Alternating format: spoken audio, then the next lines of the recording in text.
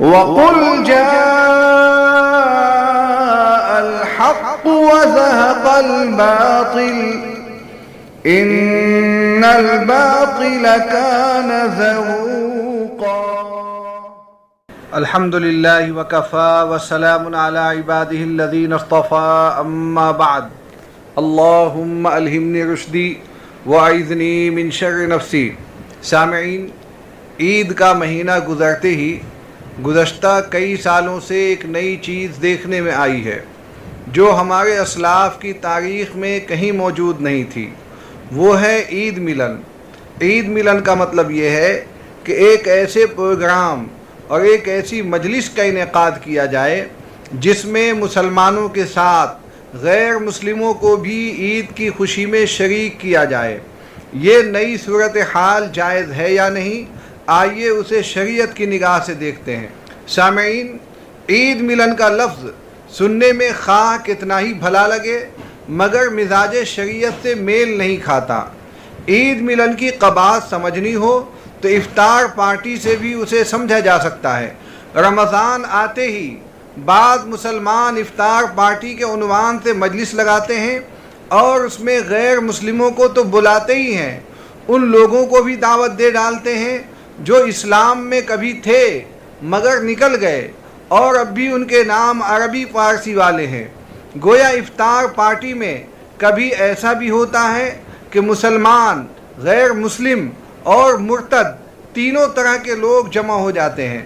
البتہ کبھی دو ہی قومیں اکٹھی ہو پاتی ہیں۔ غیر مسلموں کو کھانا کھلانا اور ان کے ساتھ حسن سلوک بلا شبہ جائز ہے، مگر حسن سلوک کے لیے افطار پارٹی میں بلانا بالکل بھی مناسب نہیں۔ افطار کا مطلب ہوتا ہے روزہ کھولنا۔ جب غیر مسلموں نے روزہ رکھا ہی نہیں تو افطار کے لیے انہیں دعوت دینا کیسا؟ دوسری بات یہ ہے کہ اگر انہوں نے روزہ رکھا بھی ہو تو ہمارے دین میں ان کے روزے کا اعتبار نہیں۔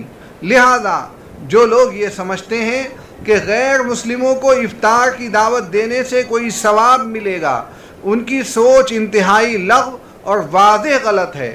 جامعہ علوم اسلامیہ علامہ بنوری ٹاؤن کراچی لکھتا ہے، غیر مسلم یا وہ مسلمان جو خود روزہ نہیں رکھتا کی جانب سے کی گئی افطار کی دعوت میں شرکت کی گنجائش ہے، اگر کھانے پینے کی اشیاء شرعاً حلال ہوں۔ اعمال پر اخروی اجر و ثواب کے لیے ایمان شرط اولین ہے۔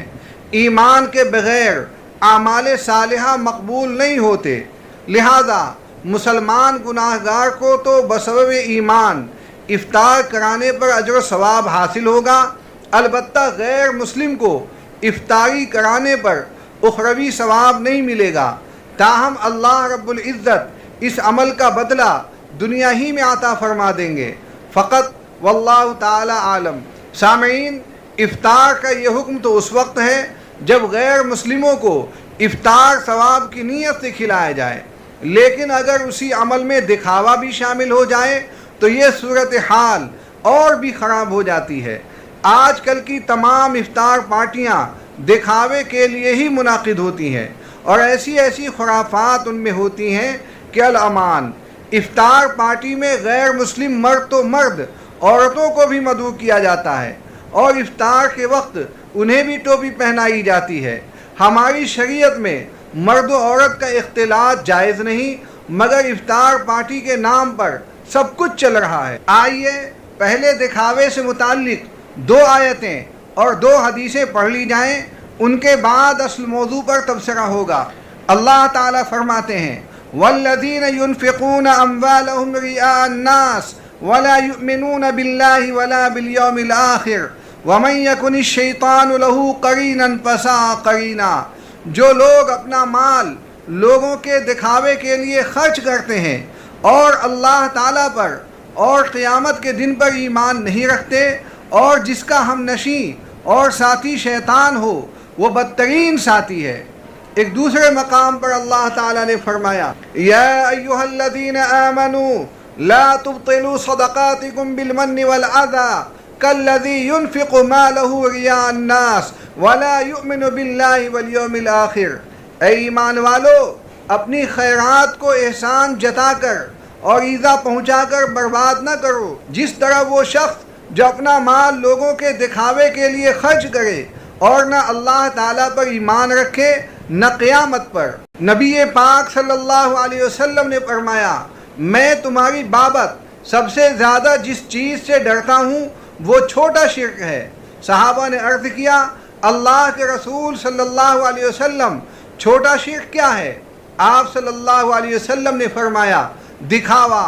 قیامت کے دن جب لوگوں کو ان کے اعمال کا بدلہ دیا جائے گا تو دکھاوا کرنے والوں سے اللہ تعالیٰ کہے گا، ان لوگوں کے پاس جاؤ جن کو دکھانے کے لیے تم دنیا میں اعمال کیا کرتے تھے، اور دیکھو کیا تم ان کے پاس کوئی صلہ پاتے ہو۔ یہ حدیث صحیح ہے، مسند احمد میں ہے، حدیث نمبر ہے 2363۔ ایک اور موقع پر نبی پاک صلی اللہ علیہ وسلم نے فرمایا، پہلے قیامت میں جس کا فیصلہ ہوگا وہ ایک شخص ہوگا جو شہید ہوا۔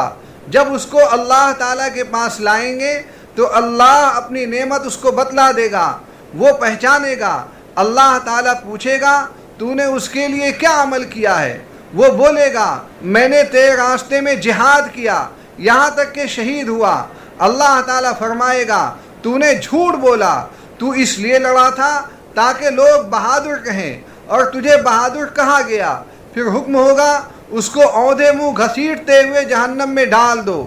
ایک شخص ہوگا جس نے دین کا علم سیکھا اور سکھلایا، قرآن پڑھا، اس کو اللہ تعالیٰ کے پاس لایا جائے گا، اللہ تعالیٰ اپنی نعمتیں دکھائے گا، وہ شخص پہچان لے گا۔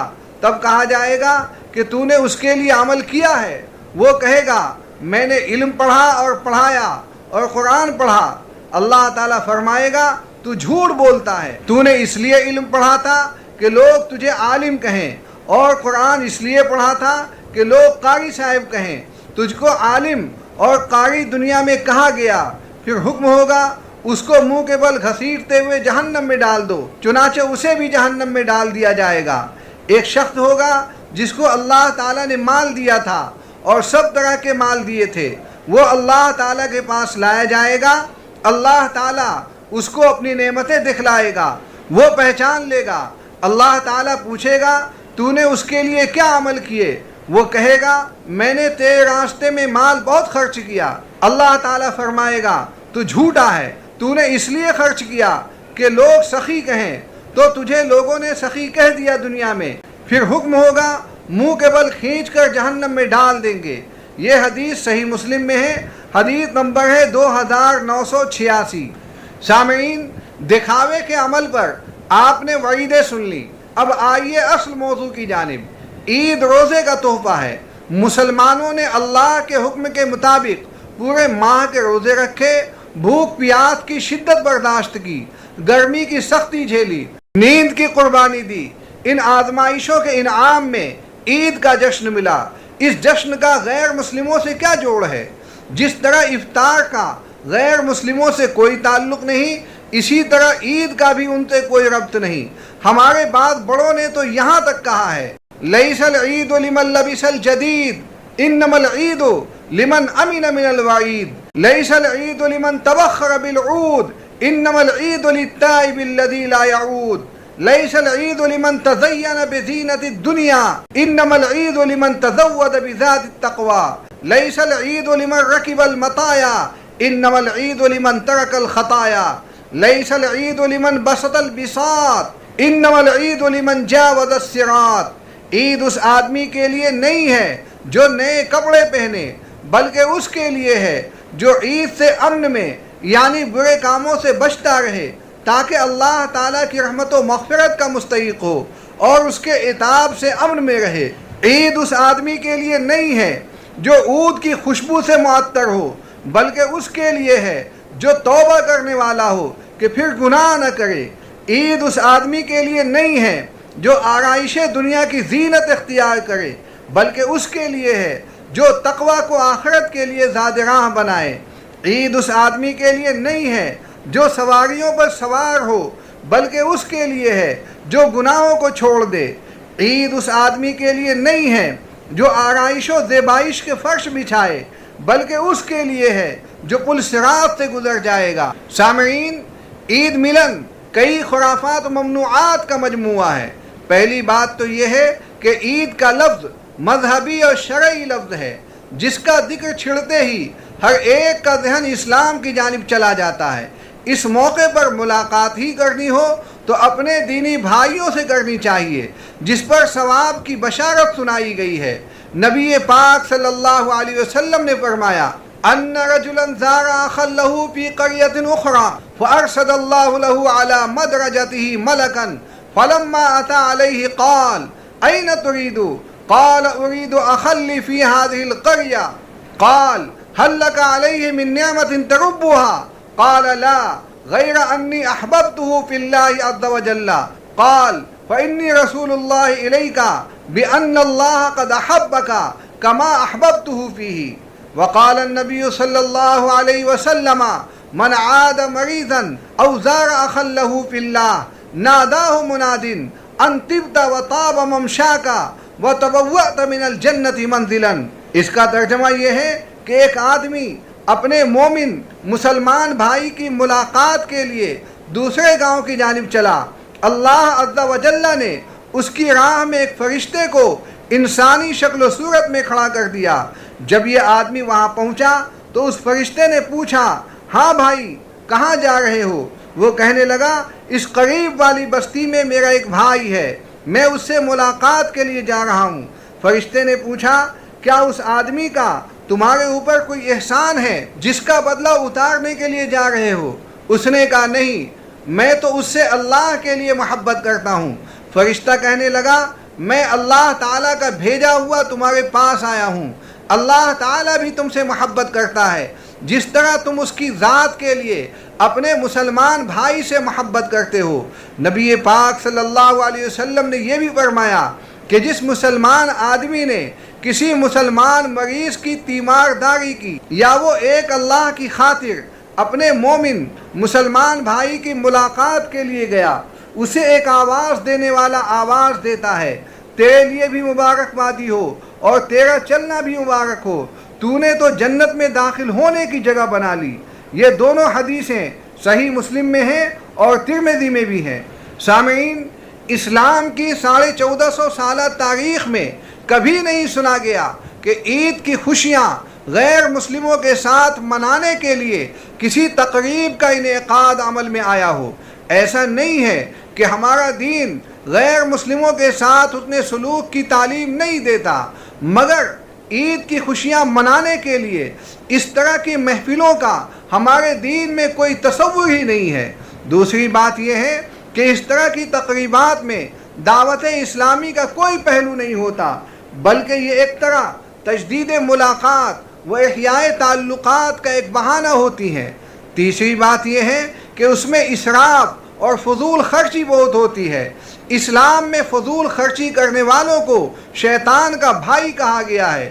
ان المبذرین کانوا اخوان الشیاطین، بے شک فضول خرچی کرنے والے شیطان کے بھائی ہیں۔ چوتھی بات یہ ہے کہ اس طرح کی مجلسوں میں فوٹو بازی بہت ہوتی ہے جس کی شرعاً کوئی ضرورت نہیں اور وہ کسی بھی حال میں جائز نہیں۔ پانچویں بات یہ ہے کہ دکھاوا ان کا لازمی عنصر ہے۔ ان خرابیوں کے ہوتے ہوئے عید ملن کا پروگرام کیسے درست ہو سکتا ہے؟ سامعین، عید ملن کی تقریبات اپنی تمام تر سادگیوں کے باوجود فی نفسہا جائز بھی ہوں تو بھی آگے چل کر یہ بہت سی برائیوں اور خطرناک بدعتوں کا گہوارہ بن جائیں گی۔ آج افطار پارٹی منائی جا رہی ہے، عید ملن کی تقریبات منعقد ہونے لگی ہیں، کل کو خدا نخواستہ حج ملن اور عید میلاد النبی ملن بھی شروع ہو جائے گا۔ اتنا ہی نہیں، غیر مسلم بھی اپنے تہواروں کے بعد آپ کو دعوت دیں گے اور ہولی ملن و دیوالی ملن جیسی تقریبات میں بلائیں گے، تو آپ کے پاس عذر کیا رہے گا؟ یاد رکھیے کہ ہندوستان کے غیر مسلم وحدت ادیان کا عقیدہ رکھتے ہیں، اس لیے وہ کاندھوں پر رومال بھی رکھ لیتے ہیں، سر پر ٹوپی بھی سجا لیتے ہیں، ہماری مذہبی تقریبات میں شریک بھی ہو جاتے ہیں، مگر ہمارے نزدیک بس وہی درست مذہب ہے جسے ہمارے نبی صلی اللہ علیہ وسلم لے کر آئے اور جس کی تبلیغ و اشاعت کے لیے پیغمبر آخر الزماں کو مبعوث کیا گیا۔ ان الدین عند اللہ الاسلام، اس لیے ہم تمام کام انجام نہیں دے سکتے، بس وہی کر سکتے ہیں جن کی ہماری شریعت اجازت دیتی ہے۔ سوچنے کی بات ہے کہ عید کے بعد مسلمان بھائی سے مصافحہ و معانقہ کو بعض حالات میں بدعت کہا گیا، حالانکہ یہ ملاقات اور معانقہ عید ہی کے عنوان سے ہے۔ پھر اسی عنوان سے غیر مسلموں کے ساتھ جشن منانا چہ معنی دارد۔ سامعین، عید ملن کے بارے میں میرے یہ خدشات بلا وجہ نہیں ہے۔ اس طرح کی مجلسوں میں اب عورتیں بھی شامل ہونے لگی ہیں، اور وہ بھی کاسیات عاریات مائلات ممیلات، یعنی کپڑے پہننے کے باوجود ننگی، خود بھی مردوں پر فریفتہ ہونے والی اور مردوں کو اپنا دیوانہ بنانے والی۔ ان محفلوں میں موسیقی، ناچ گانے اور ڈانس بھی شامل کر لیے گئے ہیں۔ اس سلسلے میں میں صرف ایک رپورٹ آپ کو سناتا ہوں جو 24 اگست 2012 کو اردو وا نامی نیوز پورٹل پر شائع ہوئی تھی۔ اس سال بھی پاکستانی کمیونٹی کی جانب سے عید کی خوشیوں کو دوبالا کرنے کے لیے ایک عید ملن پارٹی کا اہتمام کیا گیا۔ اس تقریب کا انعقاد مقامی میگزین کے چیف ایڈیٹر نے والتھم پارش ٹاؤن ہال کے اسمبلی ہال میں کیا۔ تقریب کے شرکا میں والتھم پارش بورو، مشرقی لندن کے مختلف وارڈز کے کونسلر، سابقہ میئر اور موجودہ کونسلر چودھری لیاقت علی اور ڈپٹی میئر حاجی ندیم علی بھی شامل تھے۔ تقریب کے دیگر مہمانان گرامی میں شہر کی اہم شخصیات، خصوصاً قانون ساز اداروں، پرنٹ میڈیا، الیکٹرانک میڈیا کی ایک بڑی تعداد موجود تھی۔ تقریب کا آغاز حسب معمول کلام پاک کی تلاوت اور نعت شریف سے ہوا، جس کے بعد معزز مہمان اسٹیج پر آئے۔ تقریب کے پہلے حصے میں مہمانوں نے اپنے مختصر خطاب میں تقریب کے منتظمین کے لیے نیک جذبات اور خواہشات کا اظہار کیا اور عید کی مبارکباد دی۔ اس موقع پر سابقہ میئر چودھری لیاقت علی نے پاکستانی کمیونٹی کو عید کی مبارکباد دیتے ہوئے آرگنائزر کا شکریہ ادا کیا۔ تقریب کے دوسرے حصے میں ایک رنگا رنگ فیشن شو پیش کیا گیا۔ خوبصورت ملبوسات سے سجی ماڈلز نے موسیقی کی دھن پر اسٹیج پر کیٹ واک کی تو وہاں موجود خواتین نے دل کھول کر داد دی، جبکہ اس موقع پر لوگوں کی دلچسپی کو برقرار رکھنے کے لیے ریفل ٹکٹ کے ذریعے سے بیش قیمت انعامات کی تقسیم بذریعہ قرعہ اندازی ہوئی، جس میں لوگوں نے بہت جوش و خروش سے حصہ لیا۔ سامعین، غیر مسلموں سے تعلقات کو اسلام منع نہیں کرتا بلکہ ان کی تلقین کرتا ہے۔ اس وقت چند مثالیں پیش کرنا ضروری ہے۔ اللہ تعالیٰ فرماتے ہیں، لا ينهاكم الله عن الذين لم يقاتلوكم في الدين ولم يخرجوكم من دياركم ان تبروهم وتقسطوا اليهم ان الله يحب المقسطين۔ اس آیت کی تفسیر میں علامہ شبیر احمد عثمانی رحمۃ اللہ علیہ لکھتے ہیں کہ مکہ میں کچھ لوگ ایسے بھی تھے جو خود تو مسلمان نہ ہوئے اور مسلمان ہونے والوں سے ضد اور پرخاش بھی نہیں رکھی، نہ دین کے معاملے میں ان سے لڑے، نہ ان کو ستانے اور نکالنے میں ظالموں کے مددگار بنے۔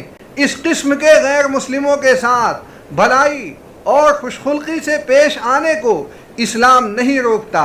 جب وہ تمہارے ساتھ نرمی اور رواداری سے پیش آتے ہیں تو انصاف کا تقاضا یہ ہے کہ تم بھی ان کے ساتھ اچھا سلوک کرو اور دنیا کو دکھلا دو کہ اسلامی اخلاق کا معیار کس قدر بلند ہے۔